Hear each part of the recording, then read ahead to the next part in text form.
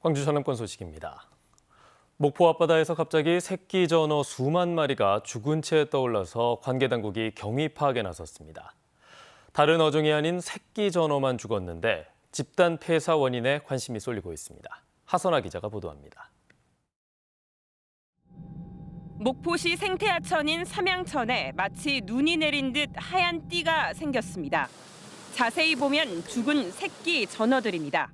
수십 명의 사람들이 보트까지 동원해 죽은 전어를 계속해서 건져내보지만 이른 오후부터 시작된 작업은 끝이 나질 않습니다.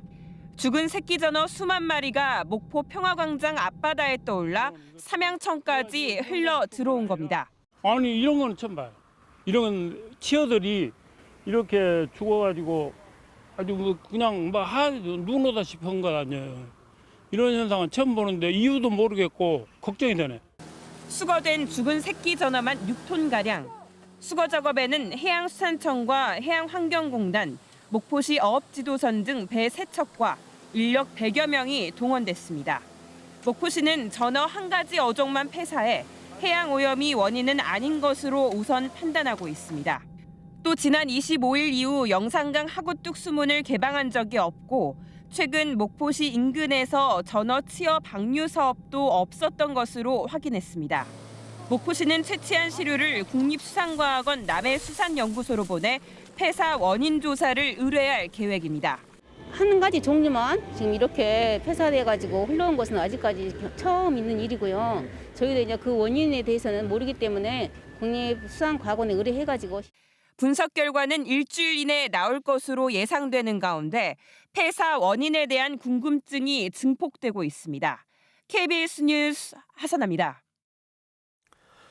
이재명 의원이 더불어민주당 신임 당대표로 선출됐습니다. 더불어민주당은 어제 서울 올림픽 체조 경기장에서 전당대회를 열고 이재명 후보가 77.77%의 득표율로 박용진 후보 22.23%를 제치고 신임 당대표로 선출됐다고 밝혔습니다. 한편 최고위원 경선에 나섰던 송갑석 후보는 10.81%의 득표율을 기록했으나 7명의 후보 가운데 6위를 기록해 낙선했습니다. 대전 가수원역에서 충남 논산역 사이에 구불구불한 철로를 곧게 펴는 호남선 고속화 사업이 정부의 예비 타당성 조사를 통과했습니다. 2027년 완공되면 육군 논산훈련소까지 KTX를 타고 갈 수 있습니다. 네트워크 소식, 대전방송총국 조정화 기자입니다.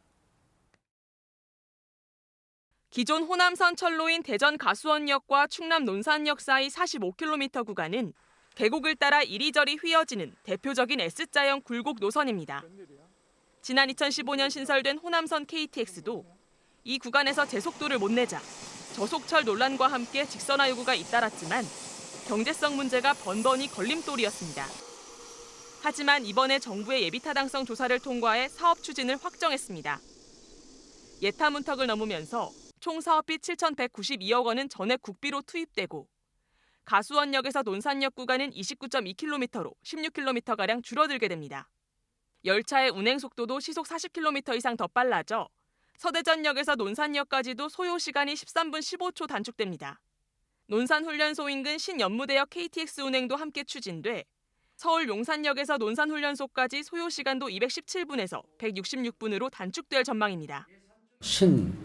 연무대역까지 이게 연장이 되기 때문에 이제 앞으로는 이제 논산 훈련소를 버스나 택시 환승 없이 방문이 가능하다.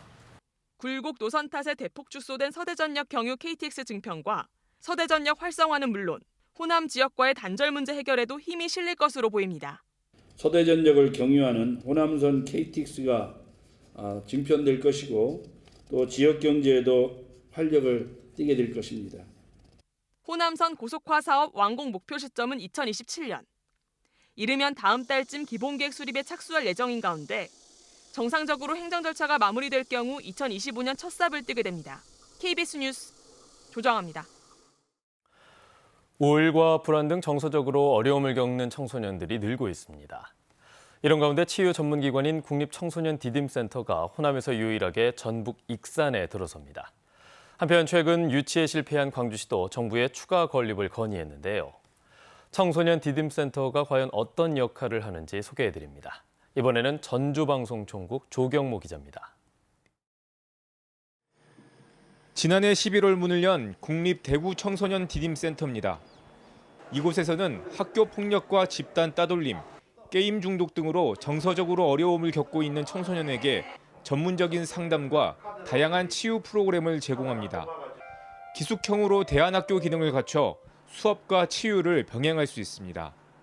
그 학교의 기능도 있고요. 그리고 청소년 상담복지센터의 기능도 있고, 쉼터의 기능도 있고, 또 병원과 같은 치료의 기능도 하고 있거든요. 여성가족부가 운영하는 국립청소년 디딤센터는 경기도 용인과 대구광역시 등 전국에서 2곳뿐입니다. 익산이 전국에서 3번째, 호남에서는 유일하게 청소년 디딤센터를 갖추게 됐습니다. 오는 2026년까지 함여읍 일대 2만 7천여 제곱미터 땅에 국비 200억 원을 들여 지을 예정입니다. 센터에는 상담실과 심리검사실, 음악치료실, 직업교육실, 기숙사 등이 들어섭니다.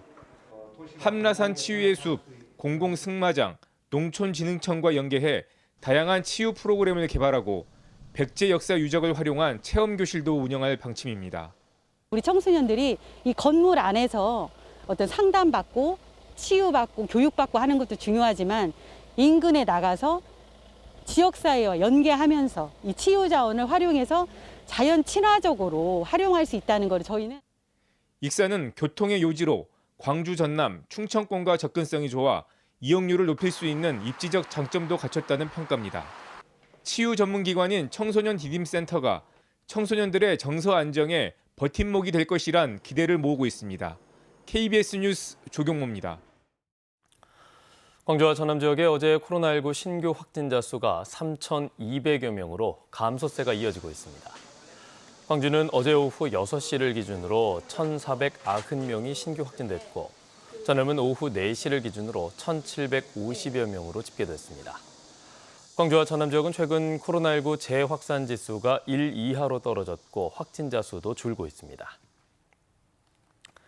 고흥 외나로도에서 여수 돌산해역까지 적조주의보가 내려짐에 따라 전라남도가 본격적인 적조 대응 체계에 들어갔습니다. 전라남도는 이에 따라 적조 대응 상황실을 가동하고 적조 발생이 우려되는 해역 57곳의 예찰을 강화했다고 밝혔습니다.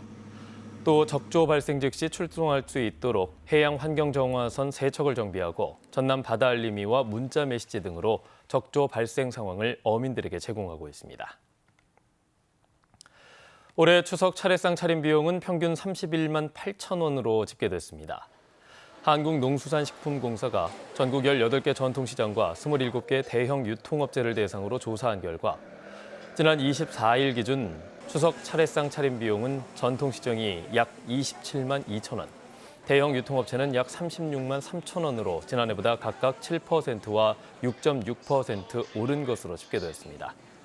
농수산식품공사는 포구와 폭염 등으로 밀가루 등 가공식품의 가격이 전반적으로 올랐으나 정부의 농축산물 할인 쿠폰 등을 활용하면 지난해 수준으로 성수품 구입이 가능할 것으로 기대한다고 밝혔습니다.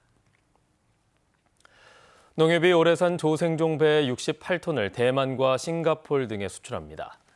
영암 신북농협은 올해 수확한 조생종 배 44톤을 대만과 싱가포르, 홍콩 등지로 수출하는 상차식을 지난 26일 개최했다고 밝혔습니다. 또 순천조합 공동사업법인도 이달 말까지 조생종 배 24톤을 싱가포르와 베트남 등으로 수출할 계획입니다. 농협 전남지역본부는 올해 배 생산량이 지난해보다 20%가량 증가할 것으로 예상돼 가격 안정을 위해 해외 수출을 늘리는 데 노력하겠다고 밝혔습니다. 광주시가 추석을 앞두고 오늘부터 사흘간 시청 1층 시민숲에서 복지 일자리 생산품 판매 장터를 운영합니다. 이번 판매 장터에서는 수제청과 잼 등 먹거리를 비롯해 천연 비누와 세제 등의 생필품과 공예품 등 지역 자활센터와 노인 장애인 일자리에서 생산한 160개 품목을 판매합니다. 내일 오후 2시에는 판매 촉진을 위해 실시간 온라인 판매 방송도 진행할 예정입니다. 광주시가 추석을 앞두고 안전한 귀성, 귀경길을 위해 다음 달 8일까지 도로 긴급 작업을 실시합니다. 광주시는 북문과 서문, 남문과 동문대로 등 4개 관문을 포함한 407개 노선에 대한 순찰을 강화하고 노면과 가로 환경 등을 정비한다고 밝혔습니다. 또 도로에 포트홀이 발생할 경우 긴급 복구반을 투입할 계획입니다. 광주광역시 축구 전용구장에 화장실과 편의점 등 편의시설이 개선됐습니다. 광주시는 이달 말까지 13억 원을 들여 서구 풍암동 월드컵 주 경기장 부지 내의 축구 전용구장에 화장실 3곳과 매점 2곳 등의 편의시설 확충 공사를 마무리할 계획이라고 밝혔습니다. 광주시 축구 전용구장은 연면적 4,200여 제곱미터, 관람석은 10,000명 규모로 2020년에 건립됐지만 화장실이 간이시설로 운영되는 등 개선이 필요하다는 지적이 잇따랐습니다.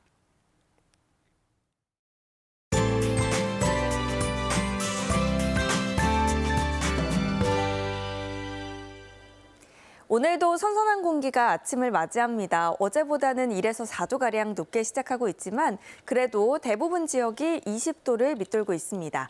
이제 아침 저녁으로는 선선하다 못해 추위가 약하신 분들이라면 다소 쌀쌀하게 느껴질 수도 있으니까요. 겉옷 챙겨 다니시면 좋겠고요. 낮 기온도 광주 26도, 화순 28도로 비교적 선선하겠습니다. 맑은 하늘이 드러났던 주말과는 달리 오늘은 다시 흐리고 곳곳에 비 소식이 있습니다. 저녁까지 빗방울이 떨어지거나 1mm 안팎의 비가 약하게 내리겠습니다. 이 비는 저녁에 그쳤다가 내일 새벽부터 모레 새벽까지 다시 내리겠습니다. 낮 동안 잠시 소강 상태를 보일 때도 있겠지만 5에서 30mm의 비가 오락가락 이어지니까요. 모레까지 우산 가지고 다니시면 좋겠습니다. 다음은 자세한 지역별 날씨입니다. 오늘은 아침 기온이 크게 떨어졌던 어제보다는 1에서 4도가량 높게 시작하고 있고요. 한낮 기온은 담양과 나주 27도까지 오르겠습니다. 여수의 낮 최고 기온 26도, 보성 27도로 어제와 비슷하겠습니다. 목포의 한낮 기온 27도, 강진 28도, 장흥 27도로 서부 지역은 어제보다 1, 2도가량 높겠습니다. 신안을 비롯한 도서 지역은 25도에서 27도가 예상됩니다. 바다의 물결은 전해상에서 비교적 잔잔하겠습니다. 당분간 일교차가 크게 벌어지니까요. 환절기 감기 조심하셔야겠습니다. 날씨였습니다. 뉴스를 마칩니다. 여러분 고맙습니다.